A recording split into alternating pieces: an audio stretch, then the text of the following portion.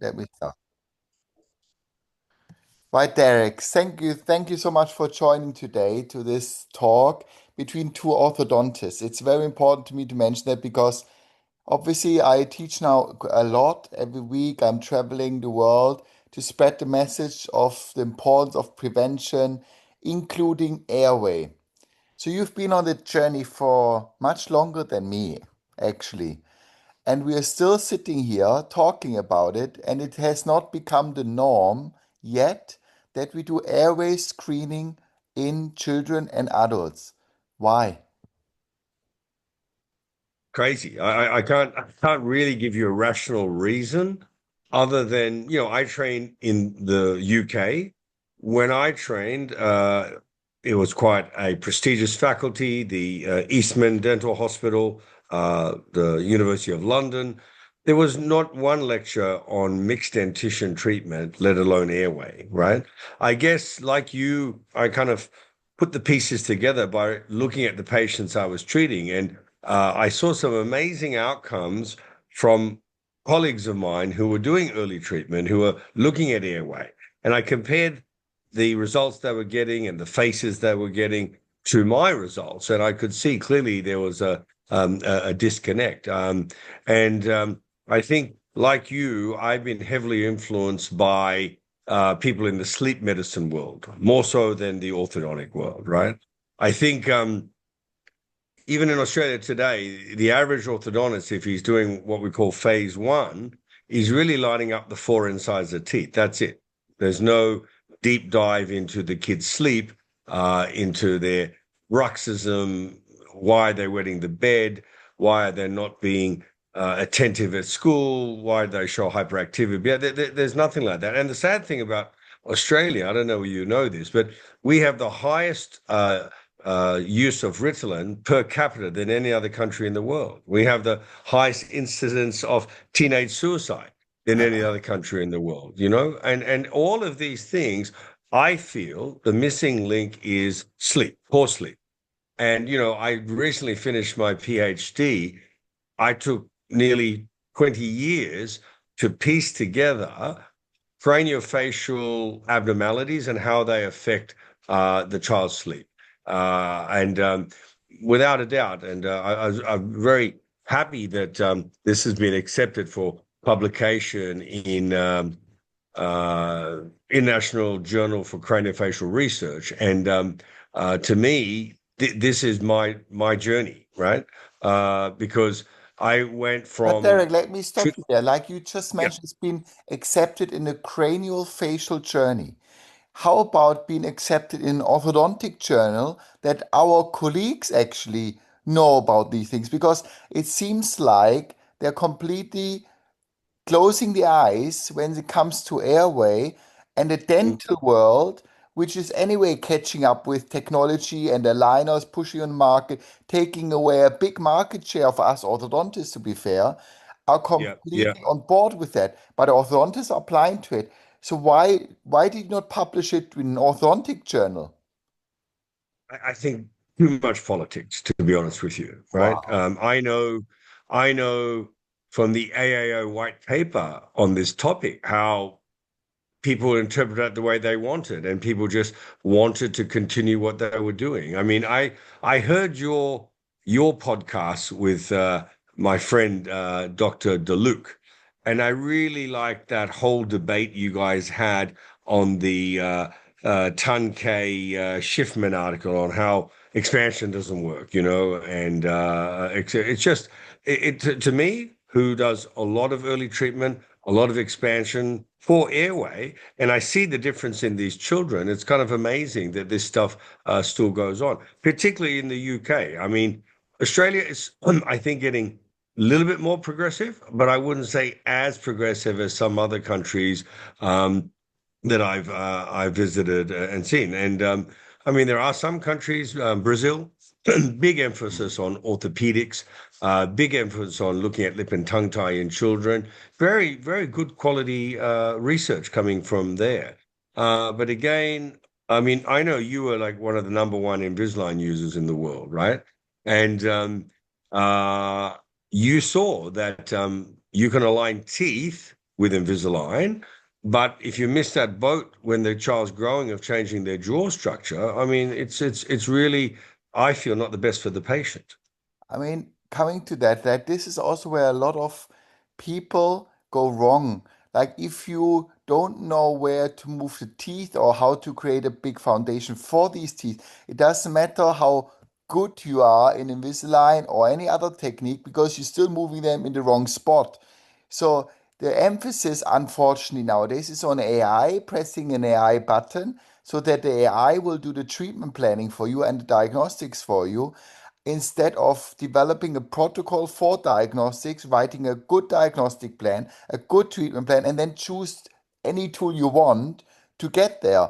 So I Yeah. think this is a shift of completely in education that orthodontics seems to become super easy. AI is doing it for you, hence it becomes more accessible to dentists, and they're Mhm. obviously taking it. So it's very, very frustrating, especially when you see the increase of chronic diseases in children, ADHD, obesity, autism, and you see that trend we are experiencing.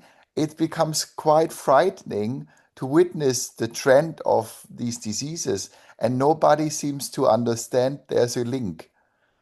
Yeah, yeah, absolutely, absolutely. And I think we as orthodontists are probably the best placed to help in this diagnosis. A, we have a relationship with patients for a lot longer than most medical specialists. B, we look in the mouth, which is so many early signs of the problems. C, we are training as specialists is very good on growth and development, right? I mean, I've taken the journey from straightening teeth to then learning dental facial orthopedics, and I now have had postgraduate training in sleep medicine. And to me, that was the missing link. I could then sort of link everything back to, bruxism. You ask an average dentist in your country or my country, you've got a young child who grinds their teeth. Is that a red flag? You've got a child that snores. They really pass it off as, oh, well, they'll grow out of that. Or, I think these are early signs of the things that we see. Let me put it this way. The only thing I ever did for sleep medicine as a traditional orthodontist was work with my MaxFac and do an MMA, two jaw advancement surgery plus or minus junioplasty. It was life changing for the patients, life changing.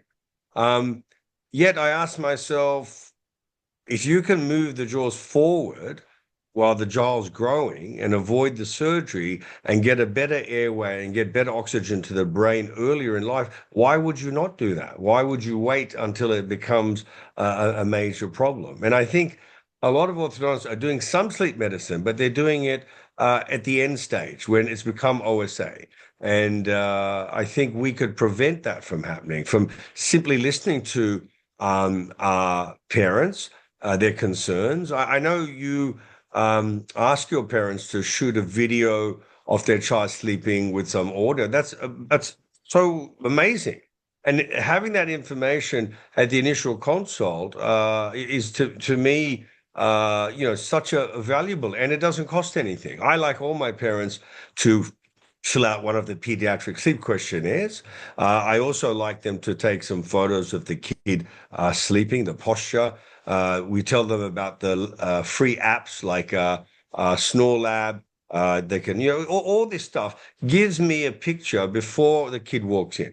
So I'm not focusing on that kid's canine having no room. I'm focusing on the bigger picture. What is this kid's overall health like? Do you know what I mean? And it's so rewarding. And Yeah, you pointed something out with the surgery because when you do surgery on adults, you see not only the profile change, you see how the skin is changing, you see yeah, how the tip yeah, of the nose is changing, you see the eyes are changing because they get yeah. more life in them. So now let's talk about university again. We have been trained to influence the mandible growth in teenage years because of the peak of puberty. That's the best Mhm, time to treat a mandible. So, mhm. do you agree with that? Or would you say, actually, we're missing a few opportunities before that where we can bring the lower jaw forward in young children, 5 to 10, where they have increased overjet or they are trapped with a deep bite, they're grinding. where we could also bring this lower jaw forward. And this is in the UK, especially when they start treating at 12 or 13, 14, they're missing these huge opportunities early in life to bring this jaw forward, to release the trap, I call it. But Yeah. what's missing in education, Derek? I mean, you train forever. And why is everyone focusing on this late stage when we have suddenly a much more difficult patient as well? What's Yeah. going wrong? I think those who really look at just the literature look at the work of McNamara, Frankie Barchetti on the cervical vertebrae. And they're the ones that come up with during the pubertal growth, but even post-puberty in males is when you're going to get the most growth of the mandible. Okay. But I say to parents, if your child can't read properly because they need glasses, when would you wait to put the glasses? It's nonsensical. And what I'm finding, and this is what McNamara used to say, the maxilla, if it's narrow, if it incisors a division two, you're trapping the mandible. So I always look at natural growth and compare it to what we see in kids. So natural growth, if you look at the research, you look at anthropological studies, children in primary dentition have big gaps between all their teeth. You don't see that in the modern individual. What I see is overclosed vertical dimension, right? And the mandible is definitely being trapped. And if you look at endochondral ossification, that's how the mandible grows. Endochondral ossification is stimulated by breastfeeding. That child has to put their tongue hard on the nipple, constrict it to release the milk, and then they have to keep bringing their jaw forward to get the milk, right? So, I think so many children don't, the parents, because of work, because of whatever, don't breastfeed to the time they should. Then they put the child on pacifiers or they express and use a bottle feeder. And all of that is encouraging the tongue to go in the wrong position. So definitely I'm seeing more and more malocclusions. Now I went from treating all my patients at 13 on average to then going to mixed dentition. That was a big leap of faith for me, 7 to 9, right? Now, when I really understand about airway and I understand about craniofacial growth and I understand that the majority of the brain growth occurs well before the child goes to school, why would I wait when a child is not breathing properly, is losing up to 10 IQ points per year? If you look at the research by Dr. David Gozal in the brain mapping, etc., why would you wait on those children? But I do tell the parents, I'm not doing orthodontics because some parents in Australia, they kind of want to pay just once and they think, wow, I hear what you're saying, but will that mean my child will avoid braces? I say, I don't know about that. That's a long way from now. But what I can say is I can improve your child's health right now. All these I think things this that, is a and I very go through important these. point, Derek, because Yeah. for us, we're not treating the teeth actually. We're Mhm. treating the human being behind the teeth and their health. And it's a very Yes. different approach to all of our colleagues, even all of our dental colleagues. For us, it's not the teeth. The teeth just show us a symptom of the problem that is Yeah. underlying it. And this is a very Absolutely. big difference. And you have now 7, 9 clinics in Australia. Yeah. So you're We growing a lot. Yeah, yeah. Because I have a good group of orthodontists who, I choose people who to work for me, not based on how well they did in orthodontic school or how well they can bend a wire. They need to be on the same philosophy. We need to all be on the same page, right? And we've grown so much in Australia. We're the biggest orthodontic provider now. We have 13 clinics around all of the eastern seaboard, from Tasmania to Victoria, New South Wales, Queensland. And the reason we're still growing, like last year, we grew 22%, where everyone else is crying with, I tell you why other people are not growing that well. They're all competing for the same market. It's all aligners. Like you said, in Australia, more clear aligner therapy is done by a general dentist who unfortunately does a 2-day course and he can provide aligners. And the patient knows no better.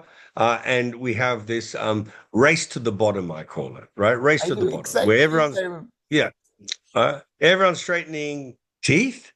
No one's looking at the bigger picture. Now we come on the market and I'm passionate about what I do. for a number of reasons. I was the victim of very horrible orthodontics. I didn't know that. I was a kid. My parents took me to the best orthodontist. I had bicuspid extractions and headgear, and I was a simple class 2 div 2. A simple case that probably needed the incisors flared, a bit of upper development, and I'm brachyfacial. I I would have just grown normally, but no. I had the retractive orthodontics. I have sleep apnea. I have TMD. I have everything that I can relate to. So I give my message to parents and I say, listen, back in the day, I had this, you had that. There's a better way. And now there's a lot more in the literature to confirm that this early treatment is helping the airway. I love Audrey Yoon, and I think you have also spent a lot of time with Zarus Zaghi. All those guys I met in my journey when I was at Stanford, Stanley Liu, Christian Gumino, they all had the same passion. Now, Christian Gumino, he developed AHI, the scale. But he Unfortunately. said that, yeah, but he said he regretted doing that. And he regretted the fact that people have just made up the numbers for children. Now, with children, they're so muscles are so active, they're not going to collapse long enough to even record an apneic event. So many people get a kid sleep study on the wrong criteria and are told your kid's fine. And the kid's not fine. The kid's got recurrent otitis media. The kid bruxes. The kid's not sleeping well. The kid's wetting the bed. There's all this going on, and yet they don't stop breathing long enough to make it a medical necessity. And Christian Gumno, he said, I wish that all those years of research I did, which was treating the end state disease, I should have focused on prevention. And what was he in his last few years in research and when he was talking, it was myofunctional therapy, it was early expansion, it was bringing the jaws forward. Fantastic. And this is really one of the fathers of sleep medicine, right? I learned sleep medicine in Australia through a guy called Colin Sullivan, and he developed the CPAP machine. He has the worldwide patent for CPAP, right? And he himself says, I developed CPAP for the end state disease, but really the goal is to get people off their CPAP early, right? I know you're very passionate on children not being just put on CPAP for the rest of their life because we understand growth. And there was great papers also by Christian Gumino that the maxilla, the forward growth of the maxilla is affected negatively if you put the child on CPAP. So you're fixing one problem, you're creating another. So this is where we, as what I would say, craniofacial biologists, we understand how to widen the jaw. And all the critics in the UK that boo-ha this treatment, if you ask them, have you ever expanded a foyer? Have you ever done it? I mean, physically, have you ever done it? And the answer would be no. They never even see a kid that age, right?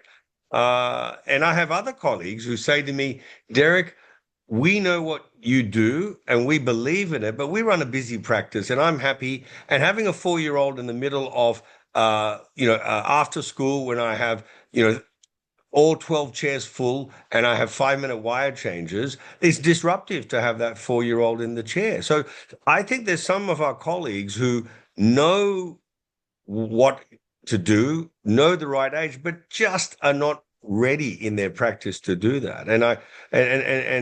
I think I'm hoping that will slowly change, where we put patients' health ahead of their teeth, because you can straighten teeth at any age, but you get a one window during craniofacial growth to get that right. And I think that's a message certainly I've heard you speak about, and something that I firmly believe in. Now, But Derek, next year, these yeah, orthodontists, I mean, we are a very small community actually compared to dental community. And yeah, when I opened my teaching academy 2 years ago now, the intention was to train orthodontists in the UK to do early interceptive treatments. And I realized that they're not actually coming. The people coming right. are the pediatrics.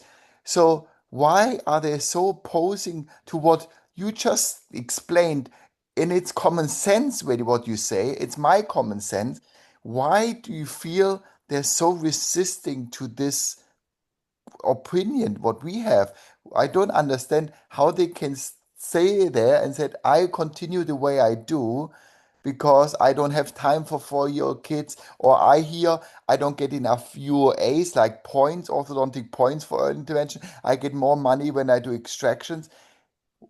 What needs to change for them to get it?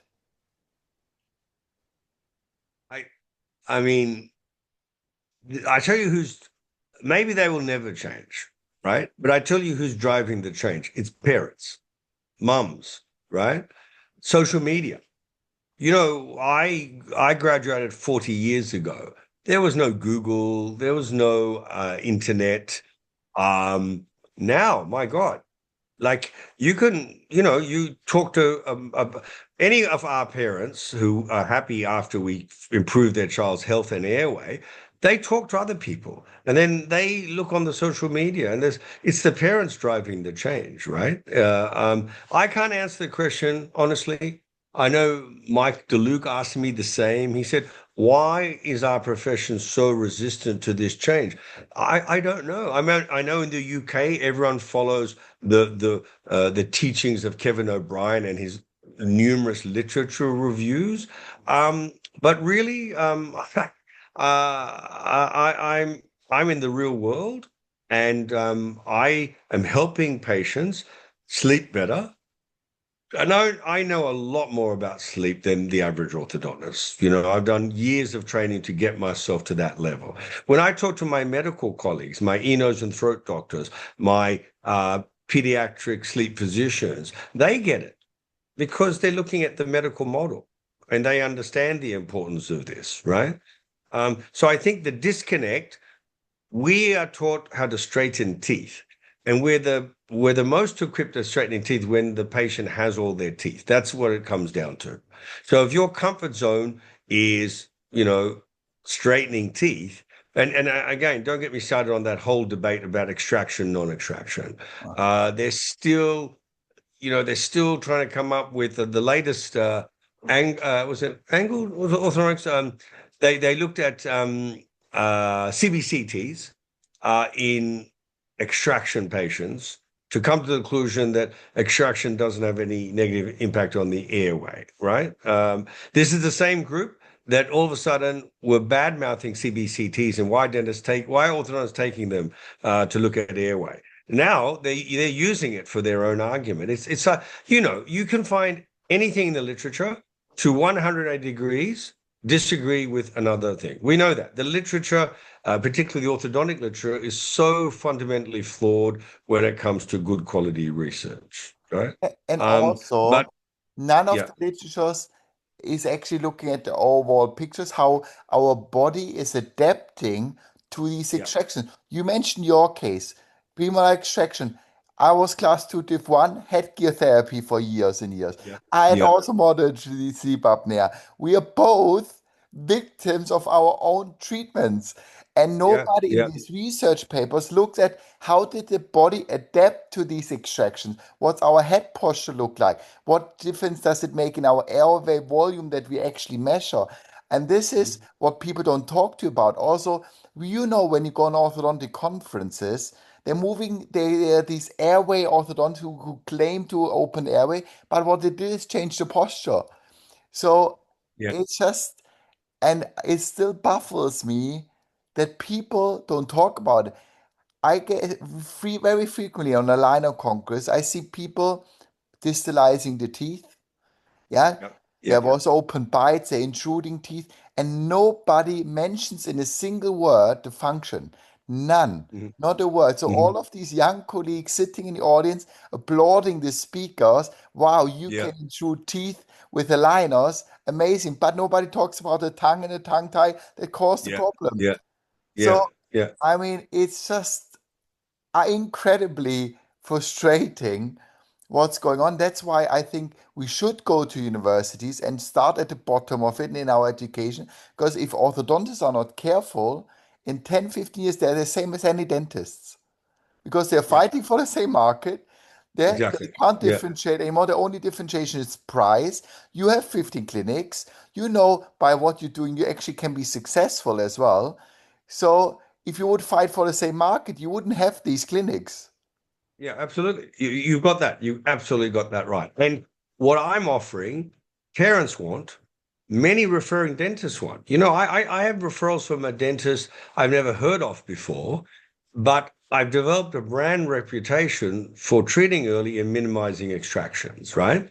So when the parent goes to an orthodontist who recommends watch and wait approach, or will definitely need teeth out in future, even though the dentist doesn't know me personally, they will tell the parent, you know what, go and see that guy.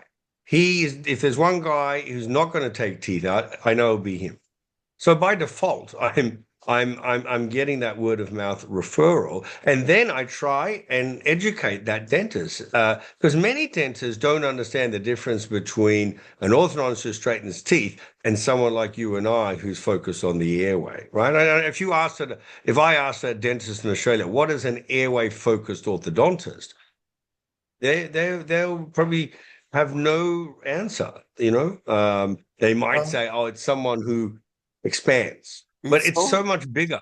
It's so, our see, story. I always say, if you've got an airway problem, that's an AP problem. And this is what my research showed. The majority of airway problems were not transverse. They were maxillas that were retrusive, what we call mid-face deficient class threes. And they were really mandibles retrusive, the class two retrognathia.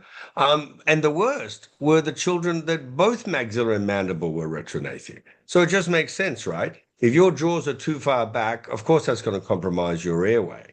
And if you're moving the jaw, you don't have to wait for teeth. You move the jaw when you're getting good growth, and then you rehabilitate the airway. So many orthodontists don't even know what a myofunctional therapist is. I'm lost without them because I could make the room for the tongue. My ear, nose, and throat colleague helps me clear the airway. But ultimately, someone has to retrain and reteach that child to breathe with their lips together through their nose with their tongue sitting on the palate. And that, if you do that early, you watch that face mature. It's what we call in Australia a no-brainer, right?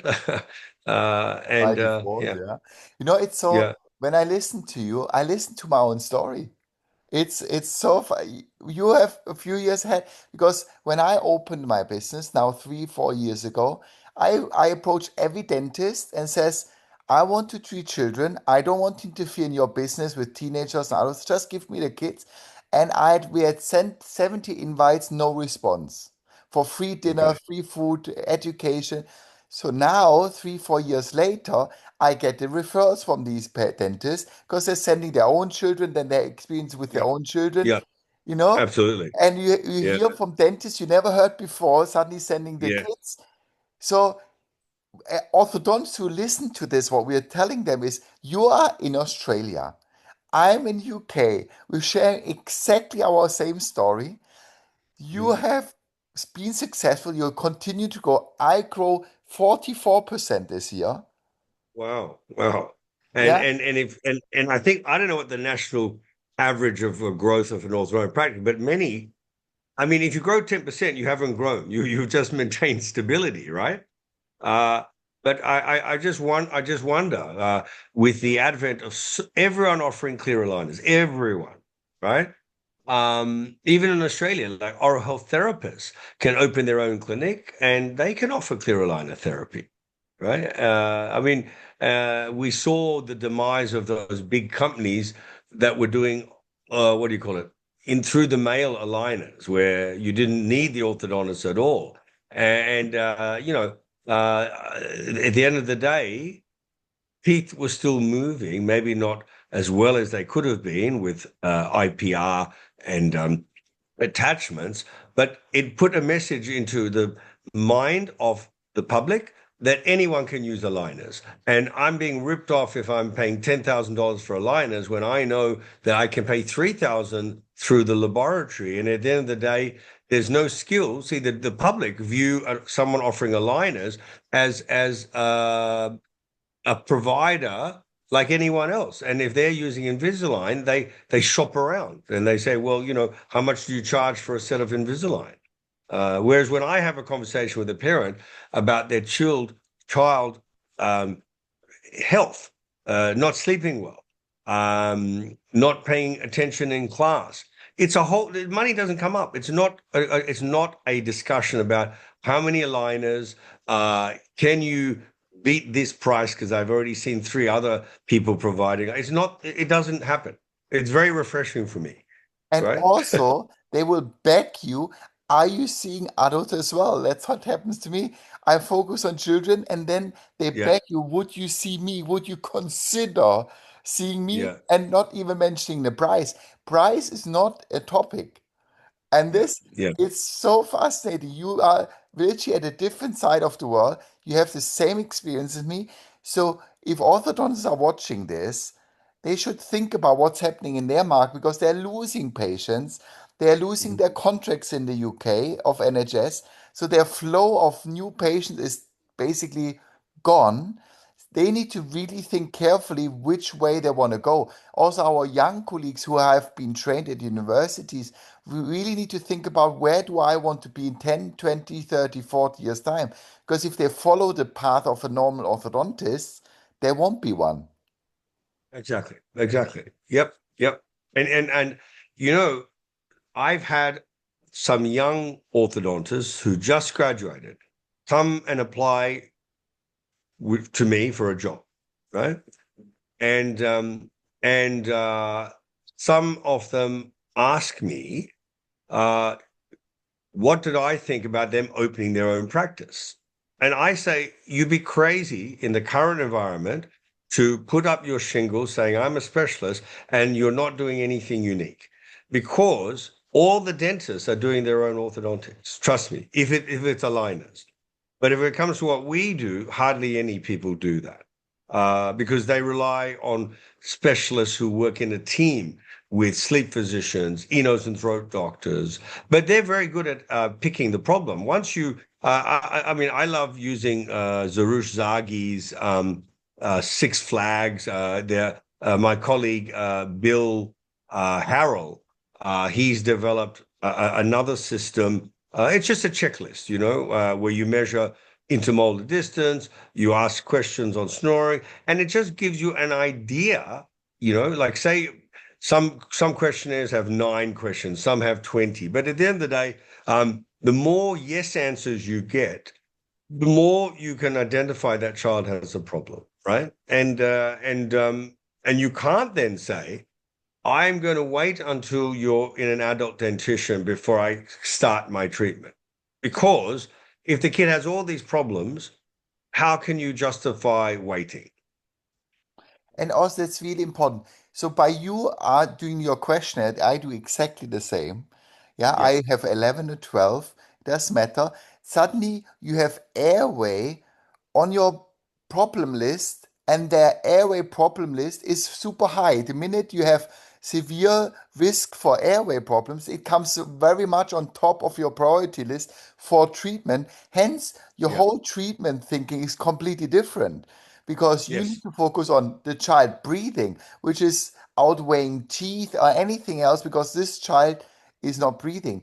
So it's so interesting. So now it's a good introduction to tools because I'm involved in groups in UK where dentists predominantly doing ALF, they're doing BioBlock, Homeoblock, all of these people who are influenced by John Mew, Mike Mew.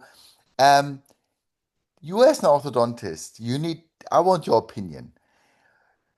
The tool, what tools do you say are working, and what is your opinion about the different tools available to do what we are talking about? When you say tools, you mean the appliances Just or? Yeah, appliances. yeah, To yeah. Look, basically identify the problem. But now it comes yeah, about the premaxilla, the expansion. Some people they yeah, say, oh no, only BioBlock type 1 is working, Alpha is working, yeah. Homeoblock is working. They didn't even accept a rapid maxillary expansion, even it's not really rapid, and they don't accept aligners as a tool. What's your orthodontic opinion on these tools, devices being used for this topic? One thing I don't agree with, and I get a lot of people who come from the orthotropic, what do you call it, social media, and they firmly believe that they're typically they're single males, maybe just under 30 years old, right? And they firmly believe that they can grow their jaw forward with just tongue positioning or removable orthopedic appliances. Now, when you understand craniofacial growth, the time you can modify growth is definitely during the growth phase of that jaw, right? So I say to the patients that I guess it doesn't matter what tools you use. So if someone likes BioBlock stage one, and I use an expander with a face mask, ultimately we're achieving the end net goal. And that is we're widening the upper jaw, we're bringing it forward, we're getting the teeth out of the way so the mandible can grow forward.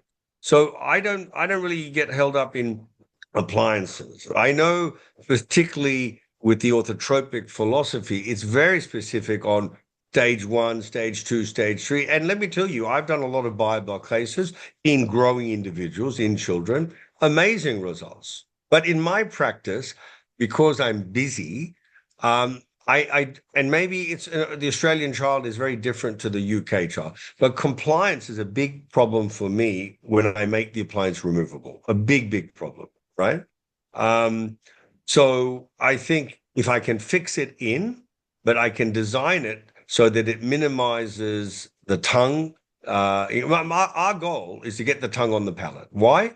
Because if you get the tongue on the palate with the right force, you're going to encourage intramembranous ossification. Those sutures become active. The jaw grows the way nature wanted it to do, right?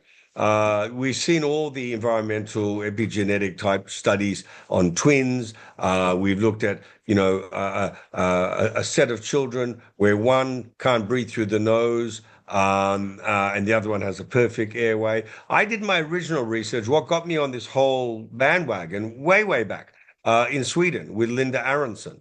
I spent time at Huddinge in Stockholm, Karolinska Institute, and I was amazed at what he was doing. And he really measured everything. He made us measure like 171 variables on all these patients, and he paired them so well, where he had children who were mouth breathers, who stayed mouth breathers for whatever reason, children who had just adenoids out and were taught to breathe through their nose, and he measured their jaw size, their crowding, the growth of their face. It's a landmark study, right? And that really convinced me that yes, airway is integral in establishing a good forward growth of the jaw, if you want to call it that term. But what appliance you use, I think, is totally up to you. It's like religion, isn't it? Like if you're a good person and you help your neighbor, right? It doesn't matter what religion you are.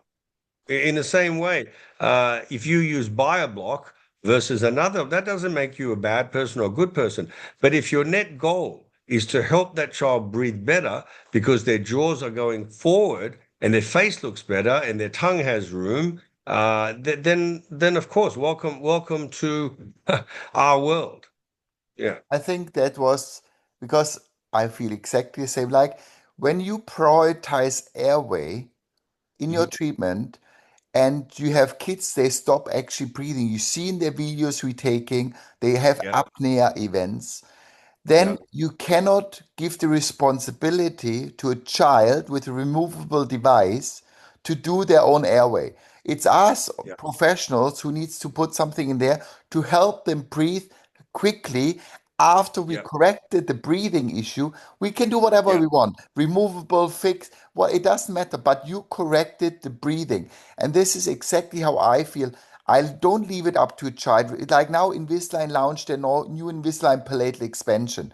This is the biggest critic I have on the device. It's removable. So if you yeah, want to change the area of a child, you give him the responsibility to do it themselves. You have a high risk that you might fail because of compliance.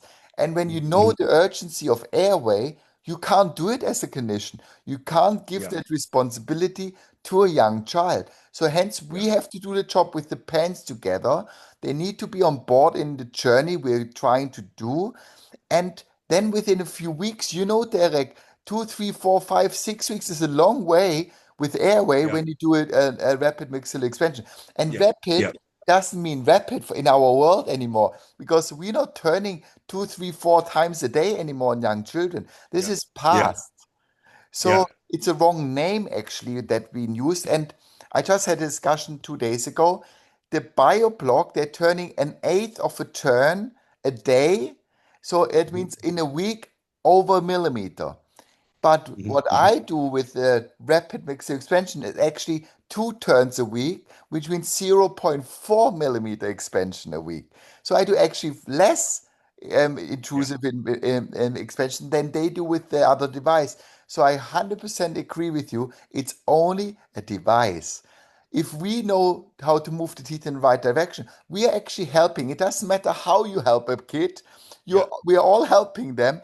And most orthodontists and professionals we are talking about are not. They Yeah. actually don't see the problem. They see we wait for a problem and see our kids degrading in the ability to cope in life. Their barrel of water is being filled up from the get-go, and they're ending up with anxiety, depression, the pressure of life, and we Oh, yes. can't Yes. continue that way. I mean, Yeah. it's insane that our small community sometimes is fixated on the tools, attacking each other. Oh, you use an ALF, you use a BioBlock, you use an ARMI, you're all wrong. It's my way or no way. We shouldn't Yes. be as dental colleagues like that because we end of Yes. the day we Yes. all want to help, and the kids Yeah. need help. And I think I like your point. When I look at a Hyrax, I don't know if it's RME because RME is the rate you turn it, right? Right. Yet I have people who will look at a Hyrax in one of my patients' mouth and says, "Oh, he's doing RME." He's not doing RME. He's using a Hyrax appliance. But the rate of turning is not rapid. So it's not an RME. They don't get that because they view any fixed expander as RME. I This know. is the problem, right? I know it comes Uh, back down uh, to education. It's yeah, yeah. And this is the frustrating. We should be teaching at universities all over the world together Mm.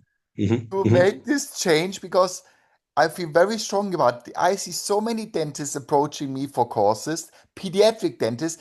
If you look at pediatric guidelines in Yeah, America and China, they have early interceptive now in their guideline to check for airway versus the orthodontic community doesn't implement it. It's yeah, crazy.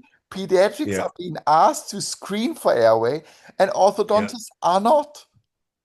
And one of my closest friends, co-researcher as part of my PhD, Audrey Yoon. She is a breath of fresh air. She was a pediatric dentist that went back to ortho school, but now is and then has a postgrad training in sleep medicine. And she puts it all together. The article that everyone should read is her roadmap on craniofacial growth. It's beautiful because Absolutely. it starts from zero, right? What can you do? What you look for, right to when you've missed the boat, and then you have to start putting skeletal anchorage, but you can still do something, right? And yet she gets such criticism from her colleagues. I remember she was invited to speak at the AAO. It was probably the best lecture I'd heard for the entire meeting. And I go to the AAO every year for the last 35 years, you know?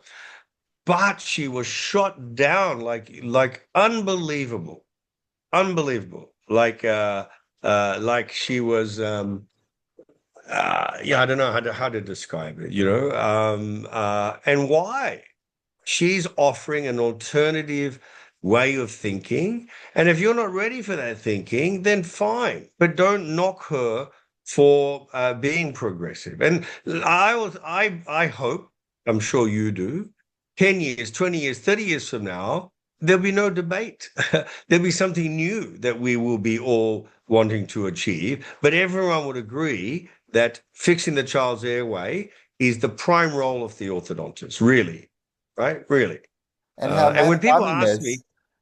yeah, I met Herman Ramirez 2 weeks ago in New York. Same thing, oh yeah, yeah, pediatric dentist, studied orthodontics, studied. It's the same yeah, journey as Audrey. So yeah, these people we are talking about, they went through their own journey, and everyone I deal with have their own history, their own journey, why they are so engaged in this topic.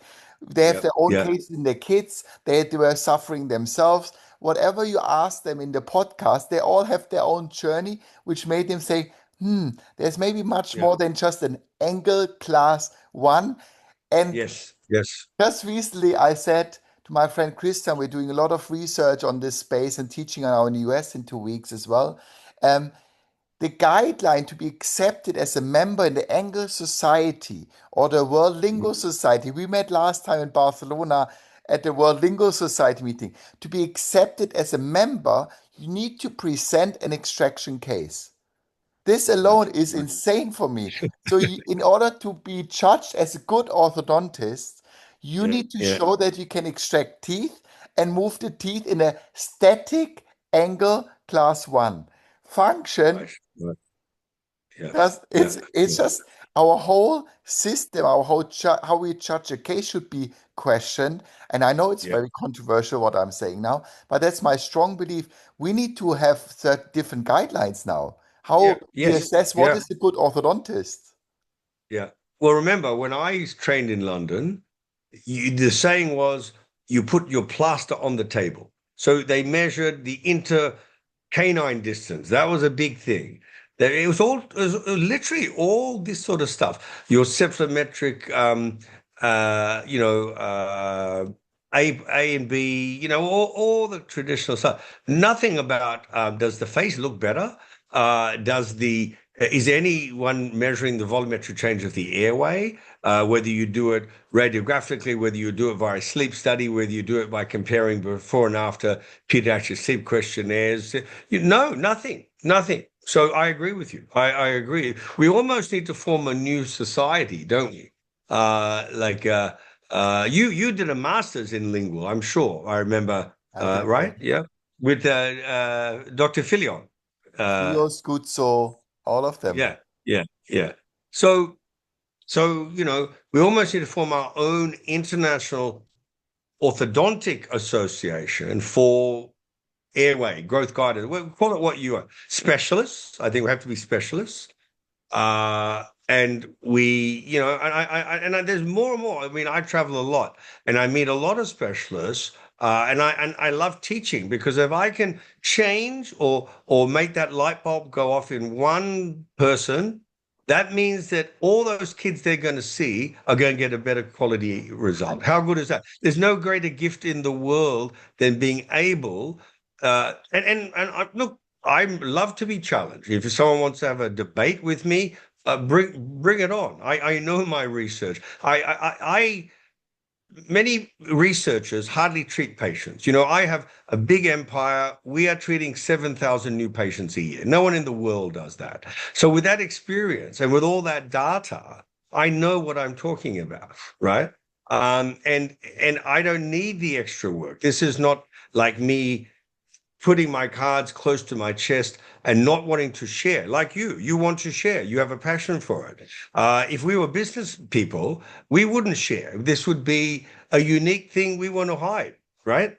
So that we can do better. but our Uh, mission is our like this is exactly what I say is I realized I help my own community. I'm growing as a business, perfect, very well.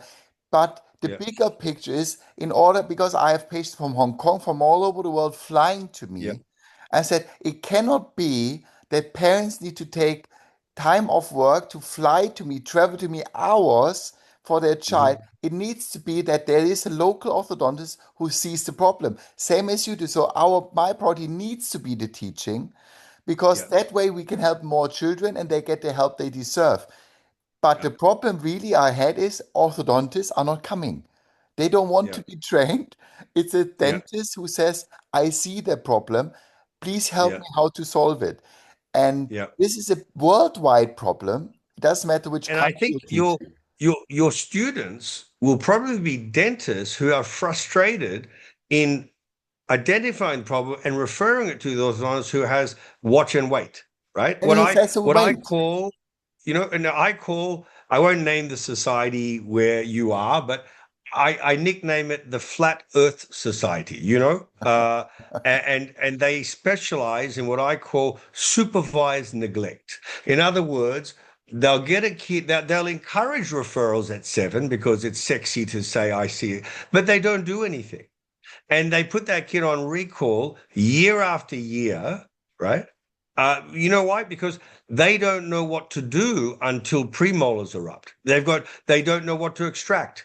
It's crazy, crazy, right? But not only Um, that, Derek, they also get a certain amount of points every year mhm. they say wait until they Yeah. get the full whack of points when they treat.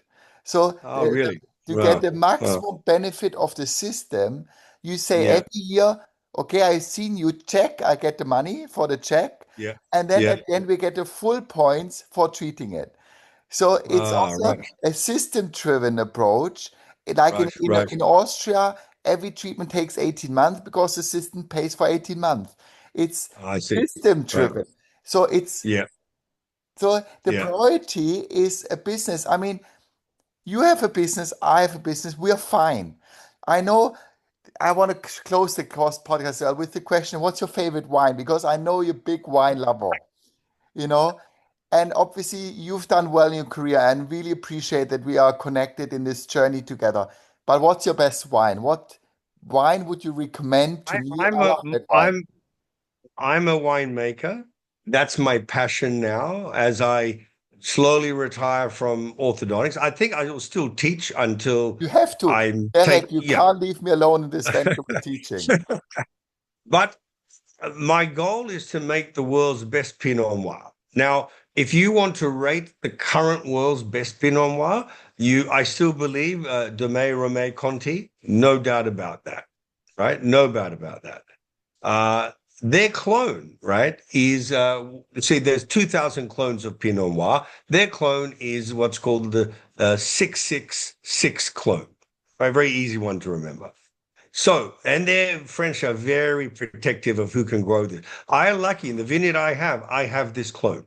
So we are growing in cool climate, the same beautiful wine. I'm learning the winemaker's art. And again, uh, the more time you give this wine to mature, the thing. So I haven't quite got there. I think my Pinots are good, but they're not at the level. So if someone was to say to me, "What is your best wine?" If you come for dinner, what wine would you like? No doubt about it. I would like a Burgundian Pinot Noir. But I'm hoping that now with global warming, all those older wineries, they have to think plan B. It's too warm for the Pinot grape. So, in England, all that area south of England, I think you call it home county, Suffolk, or the French, the big wine houses in France are growing champagne there because it's now with the temperature changing. Yeah. So I think, yes, my favorite bottle of wine would be a Burgundian Pinot Noir, particularly DRC. Um, uh, but to me, the best wine in the world is the one you enjoy. That's that's it. What's your dream for the orthodontic community, for the orthodontic future in our profession where we spend a lot of time in educating ourselves. What's your dream in that venture? In education, Yes, in it, whatever. yeah, Orthodontic, what needs to change? What's your dream, personal dream that you want to see in your lifetime changing? I want to see an emphasis on airway first, teeth last. That's number one, right? And I say to my colleagues, you've beautifully straightened these teeth, but I can see that child doesn't look healthy. They're not breathing well. So what you've really done is rearranged the deck chairs on the Titanic. And who cares when that kid is, So I think if the emphasis can be on early interceptive, that helps health. And I'm not just talking about airway snoring. I'm talking about all the conditions that affect the brain in development. And we should be reading the research of Dr. Gozal, who is mapping why these children are not doing well. And I mentioned Australia has the highest rate of Ritalin use in the world. The diagnosis of ADHD is done really just by asking a few questions. It's not, no one is forced to do a sleep study. And we know the signs and symptoms of ADHD are very similar to sleep disordered breathing.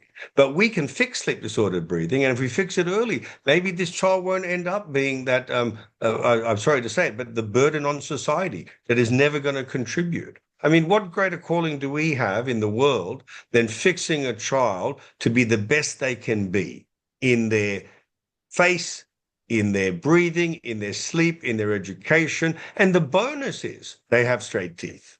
But I would prefer to have no teeth and have a good airway. That's my thoughts.